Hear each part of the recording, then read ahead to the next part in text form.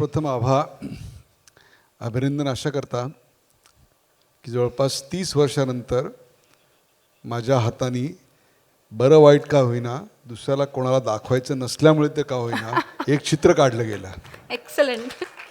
अन्यथा शाळेमध्ये 8वीपर्यंत चित्रकला हा विषय होता. त्यात पेरू काढल्यानंतर खाली पेरू असं लिहायचो म्हणून बाई मला पास करायच्या, इतकीच माझी प्रगती होती. सौंदर्य कुठे असतं? भिंतीमध्ये असतं की बघणाऱ्या नजरेत असतं? प्लेटोनी असं म्हणलंय की बघणाऱ्याच्या नजरेत असतं. ही नजर आली कुठून?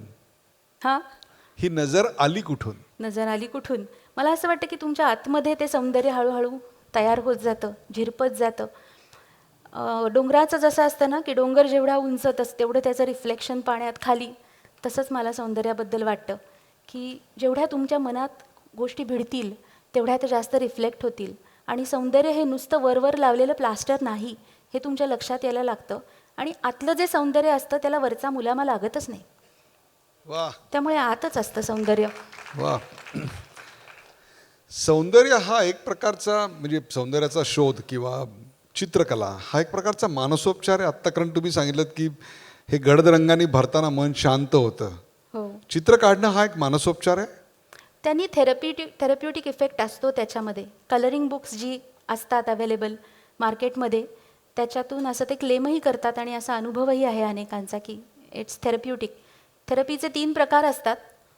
एकतर थेरपिस्ट तुम्हाला थेरपी देतो, ही गाईड्स यू थ्रू, आणि एका विशिष्ट पद्धतीने तुम्ही चित्र काढायचं असतं आणि थेरपिस्टला कळतं तुमच्या चित्रातून की काय तुमची अडचण आहे आणि ती कशी सोडवायची.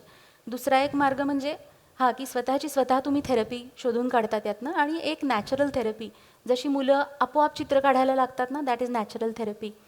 It is therapeutic. Any art form is therapeutic. निसर्गातले रंग जेव्हा कॅनव्हासवर उतरवता त्यावेळेला ओरिजिनल रंगाकडे आणि काढलेल्या रंगाकडे बघताना त्यातलं साधर्म्य तुम्हाला जास्त भावतं का तुम्ही दिलेला नवा रंग तुम्हाला जास्त भावतो? दोन्हीचं आपापलं स्थान आहे. रिअलिस्टिक चित्र काढताना प्रत्येक चित्रकाराची आवड ही वेगळी असते, तुमचा फोकस हा वेगळा असतो. त्यामुळे रिअलिस्टिक चित्र काढताना मला नक्कीच साधर्म्य हे जास्त भावतं. जसंच्या तसं जमलं तर मला जास्त आनंद होतो. पण जेव्हा मी ते फ्रीडम घ्यायचं ठरवते की I want to explore my creativity more in this, किंवा एखादी शैली मला टॅकल करायची, तर तेव्हा मला आतलं जे रिफ्लेक्ट होतं आहे त्याच्याशी जास्त विचार करावा. जेव्हा असं आपण स्वतः चित्र काढतो तेव्हा त्या कॅनव्हासवर आपला स्वतःचा पूर्णपणे कंट्रोल किंवा नियंत्रण असतं. परंतु जेव्हा 250 मुलं 70 फूट चित्र रंगवत असतात तेव्हा त्याच्यावर नियंत्रण ठेवता की नियंत्रण मुक्त कलेला वाव मिळतो? इतका सुंदर प्रश्न विचारला तुम्ही की, कारण this is what I have been doing. म्हणजे मी जेव्हा मुलांबरोबर काम करायला लागले तेव्हा माझ्या लक्षात आलं की माझ्या कंट्रोलच्या बाहेरचं आहे हे. And that was the fun part. म्हणजे जे मलाही जमणार नाही आहे ते मुलांना जमत होतं. And I realise appreciating it instead of taking it in my hands. म्हणजे एक वर्षाची मुलगी आली होती एका चित्राला आणि तिला फक्त फराटे काढता येत होते ऑब्व्हियसली. तर एक पॅच असा आम्ही केला की त्या फराट्यांची जी तिची स्टाईल होती त्याच्यात आम्ही ते टेक्स्चर भरलं आणि ते इतकं सुंदर दिसतंय. कशाला पाहिजे आर्टिस्टचा अजून वेगळा टच. अशा प्रकारे गावागावातल्या, शहरातल्या, गल्लीतल्या भिंती खरोखरच सुंदर करता येतील. कारण आमच्याकडे काय आहे, फ्लेक्स लावून शहरं विद्रूप करण्याची फार मोठी स्पर्धा आहे. खरोखर ही जाहिरातबाजी जी आहे ना त्याच्यापासून दूर करण्यासाठी सुद्धा अशी मनसोक्त चित्र सगळ्यांनी काढायला हवीत. एक तर माझा इतका सुंदर अनुभव आहे, आम्ही नदीकाठी पुण्यात चित्र काढतो. कारण नदी आपली आता डेड झाली आहे, त्याचं पाणी 0% त्याच्यात ऑक्सिजन आहे. आणि नदीकडे लोकांचं लक्ष वेधून घेण्यासाठी चित्रकलेचा वापर असा आम्ही पुण्यामध्ये सुरू केला आहे.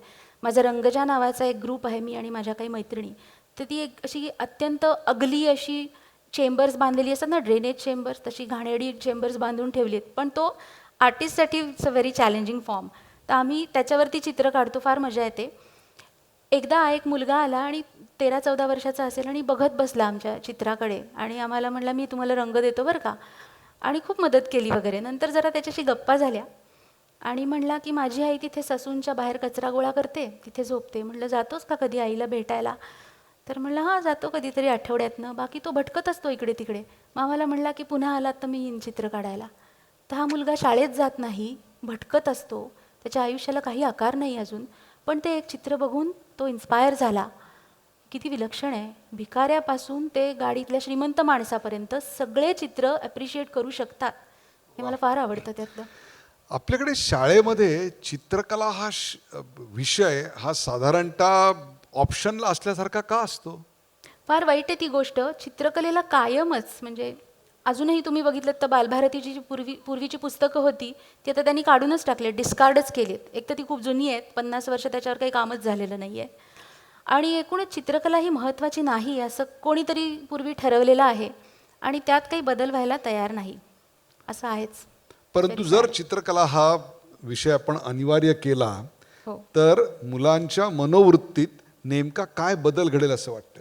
मला असं वाटतं की मुलांचा एस्थेटिक सेन्स डेव्हलप होण्यासाठी आपण काहीही प्रयत्न करत नाही लहानपणापासून. आपल्याला IQ वर खूप भर द्यायला आवडतो, EQवर खूप भर द्यायला आवडतो, पण AQ is not tackled yet. AQ is aesthetic sense, aesthetic quotient. तर हा एस्थेटिक कोशंट वाढतो मुलांचा आणि त्यांना छोट्या छोट्या गोष्टीतलं सौंदर्य समजायला लागतं. आणि मग तुम्हाला चित्रातलं सौंदर्य समजलं की तुम्हाला गणितातलंही सौंदर्य समजतं. भारतीय समाज मनाला सौंदर्याची नावड आहे असं तर आपण म्हणू शकत नाही, कारण इतिहासामध्ये आमच्याकडे एवढे दाखले आहेत, एवढी भित्तिचित्र पार अजंठा वेरूळपासून आपल्याकडे आहेत, ती अनेक देवळं आहेत त्याच्यावर उभी केलेली. हे एकीकडे आहे. तर दुसरीकडे आत्ताच्या काळात आपण सौंदर्याबद्दलची नावडच जोपासण्याकडे आमचा कल असतो. हे का घडलं असावं? मला वाटतं की एकूणच चित्रकलेकडे जे दुर्लक्ष झालं आहे ना, चित्रकला एकूणच शिक्षणाकडेच इतकं दुर्लक्ष झालं आहे. चित्रकला तर एक छोटासा विषय आहे. लहानपणापासूनच आपल्याला काही एक्सपोजरच देत नाही त्या गोष्टींचं आणि काहीही कसंही आपण ॲक्सेप्ट करतो. एखादी गोष्ट आवडली नाही तर त्याच्या विरोधात तुम्ही काही म्हणतसुद्धा नाही. तुम्हाला एखादा फ्लेक्स आवडत नाही आहे आणि तो कोणीतरी राजकारणी माणसाने तो लावलेला आहे आणि तुम्हाला तो नको आहे दिसायला, तर you don't do anything about it. You just accept it and move on.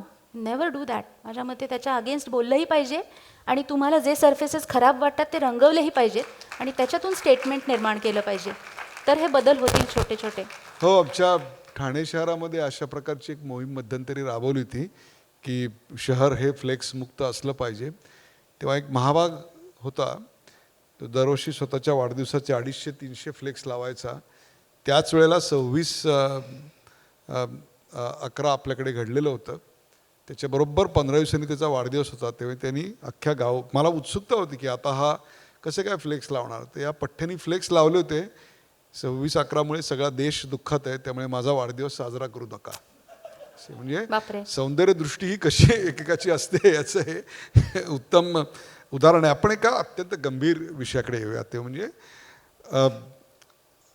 आनंदवनामध्ये जाऊन काढलेली चित्र, आणि ती सुद्धा अशा व्यक्तींची की ज्यांना आपल्या हाताची लाज किंवा एक प्रकारची न्यूनगंडाची भावना त्यांच्यामध्ये असते. ती चित्र काढल्यानंतर ती फार सुंदर चित्र होती. लाईन ड्रॉइंग त्याचं जे होतं, त्या व्यक्तींची काय त्याच्यावर प्रतिक्रिया होती? प्रतिक्रिया ना त्यांची, त्यांना खूप सुंदर वाटत होतं की आपल्या ज्या हातांना कुरूप म्हणलं जातं त्या हातांपासून काहीतरी सुंदर घडू शकतं. म्हणजे खरं त्यांचे हात खूप काम करत असतात. ते शिवणकाम खूप सुंदर करतात आनंदवनातली माणसं. सतत त्यांचं काम चालू असतं.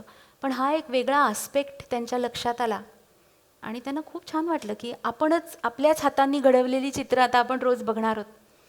त्यात रंग जे भरले त्यांनी खूप मजा आली त्यांना.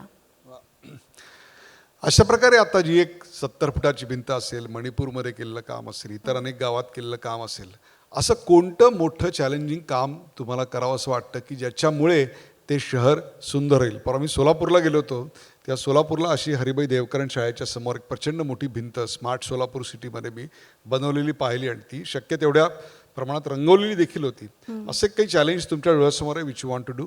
हो, मला एक खूप चॅलेंजिंग गोष्ट आहे जी मी आत्तापर्यंत केलेली नाही आहे. ती म्हणजे अशी 5-6 मजली इमारत रंगवणे. जसं युरोपामध्ये असतं असं करतात लोक. आपल्याकडे पण काही फार मस्त आर्टिस्ट आहेत ते अशा मोठ्याल्या भिंती करतात आणि 1-1 महिना करतात आणि मग 3 महिने विश्रांती घेतात, कारण इट्स व्हेरी टायरिंग. तर तसं माझ्या मनात तरी आहे करायचं, पण त्याच्यासाठी खूप म्हणजे स्कॅफोल्डिंग लागतं आणि खूप त्याच्यासाठी इतर कामगारांची मदत लागते. ती सगळी मदत अरेंज. अशा प्रकारच्या मोठ्या प्रोजेक्ट फायनान्स हा विषय असतो? नाही, ही सगळी फायनान्स्डच असतात. म्हणजे usually people call me for the work and I tell my charges. This is how it works. पण आता मला हळूहळू डोनेशन्स पण मिळायला लागले. So I am very happy about it. आणि मग त्या डोनेशन्समधून आम्ही काही जास्त मोठी कामं सहज करू शकू. आपल्याकडे असं झालं का की चित्र, मग ती चित्र प्रदर्शनं असतील, जहांगीरला असेल किंवा पुण्यात एखाद्या आर्ट गॅलरीमध्ये होतात, हा केवळ समाजातल्या महाजन वर्गाचा, महाजन हा जातीवाचक शब्द नाही तर एक आर्थिक स्तर दर्शवणारा शब्द आहे. मी पुन्हा एकदा सांगतो की रेकॉर्डिंग तेवढंच बाहेर जायचं आणि मग पंचायत पुढे आणखीन एक केस डोक्यावर यायची.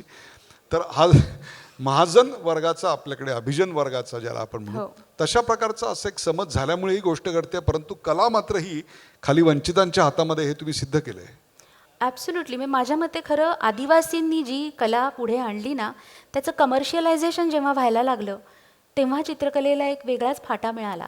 आणि तो गेली 100 वर्ष बघतोय आपण की आदिवासी चित्र जे स्वतःसाठी काढायचे त्याच्यात जो आनंद होता तो हरवला आणि फक्त चित्र विकली जावीत यासाठी काढायला लागले लोक. चित्र विकली गेलीच पाहिजे, चित्रकाराचं पोट भरलंच पाहिजे, पण तो त्या हेतूने नाही तुम्ही चित्र काढू शकत. तुम्ही तुमच्या आतून चित्र आलं पाहिजे तर त्याच्यात गंमत आहे आणि तुम्हाला काढावंसं वाटलं पाहिजे. वा. प्रेक्षक, आत्तापर्यंत मी अनेक चित्रकारांशी गप्पा मारल्या, अनेकांची उत्तम जवळचे संबंध आहेत. मग ते लक्ष्मण श्रेष्ठ असतील, बहुलकर असतील, कामत असतील, सुधीर पटवर्धन असेल, याच स्वयंच्या मंचावर आलेले 2 चित्रकार होते, त्यांच्याशी अत्यंत जवळून गप्पा मारल्या. त्या सगळ्यांच्या कला ज्या होत्या आणि त्याच्यामध्ये आणि आभा भागवत यांच्यामध्ये एक मूलभूत फरक असा आहे की त्या सगळ्यांची कलाकृती ही त्यांची वैयक्तिक कलाकृती होती. आभांचं वैशिष्ट्य हे आहे की आभांनी तो सौंदर्याचा गाभा हा त्या इतर अनेक मुलांच्या मध्ये दिला आणि त्यांच्या कलेला मुक्त असा वाव मिळाला, इतका की इथे असलेल्यांच्या हाताला सुद्धा त्यांनी चित्रकलेचा टच आत्ता देऊन दाखवला. सौंदर्य हा जिच्या व्यक्तिमत्वाचा गाभा आहे आणि चित्राला जरी चौकट असली तरी चित्र अनुभवाला चौकट नसते. हा प्रत्येकारी अनुभव जिनं एका क्षणात आम्हाला दिला, त्या आम्हाला धन्यवाद द्यावे तेवढे होते. Thank you very much. Thank you. Thank you. Thank you.